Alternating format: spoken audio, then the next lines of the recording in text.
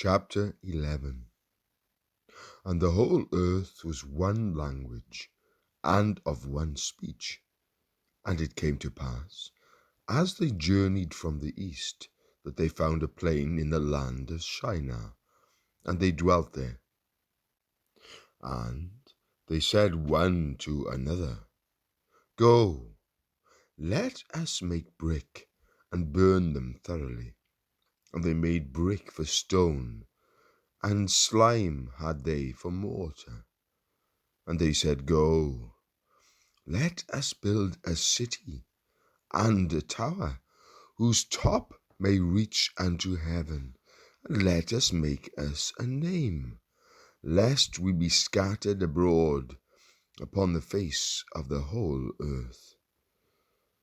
And the Lord came down to see the city and the tower which the children of men builded.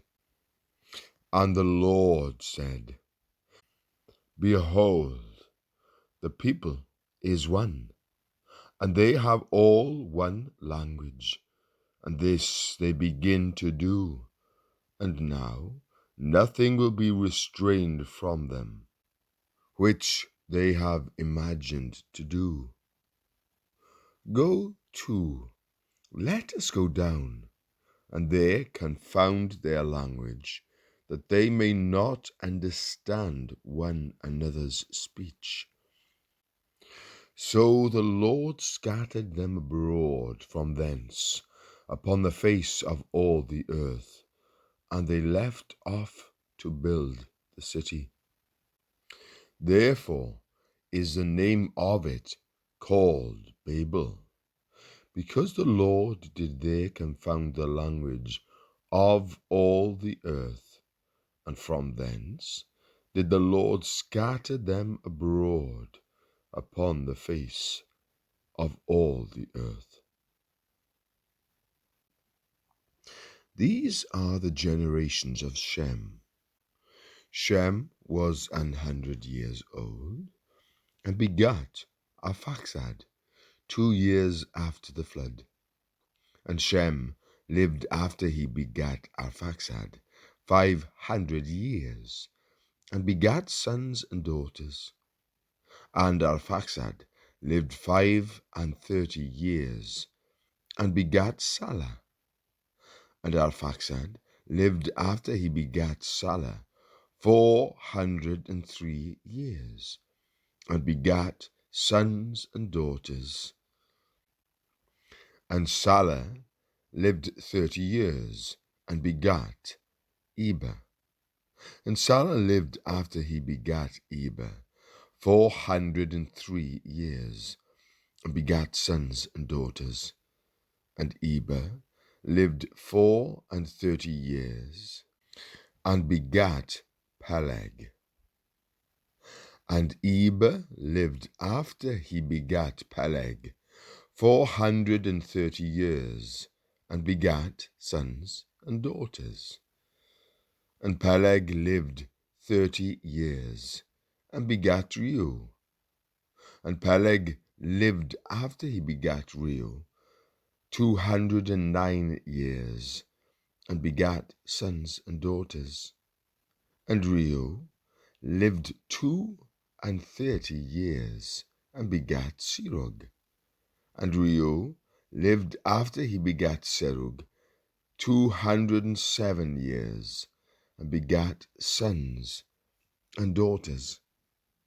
And Serug lived 30 years, and begat Nahor. And Serug lived after he begat Nahor 200 years, and begat sons and daughters. And Nahor lived 29 years, and begat Terah. And Nahor lived after he begat Terah 119 years, and begat sons and daughters. And Terah lived 70 years, and begat Abram, Nahor, and Haran. Now these are the generations of Terah. Terah begat Abram, Nahor, and Haran. And Haran begat Lot. And Haran died before his father Terah, in the land of his nativity, in Ur of the Chaldees. And Abram and Nahor took them wives. The name of Abram's wife was Sarai, and the name of Nahor's wife Milcah, the daughter of Haran, the father of Milcah and the father of Iscah. But Sarai was barren. She had no child. And Terah took Abram his son, and Lot the son of Haran his son's son, and Sarai his daughter-in-law, his son Abram's wife. And they went forth with them from Ur of the Chaldees to go into the land of Canaan. And they came unto Haran and dwelt there. And the days of Terah were 205 years, and Terah died in Haran.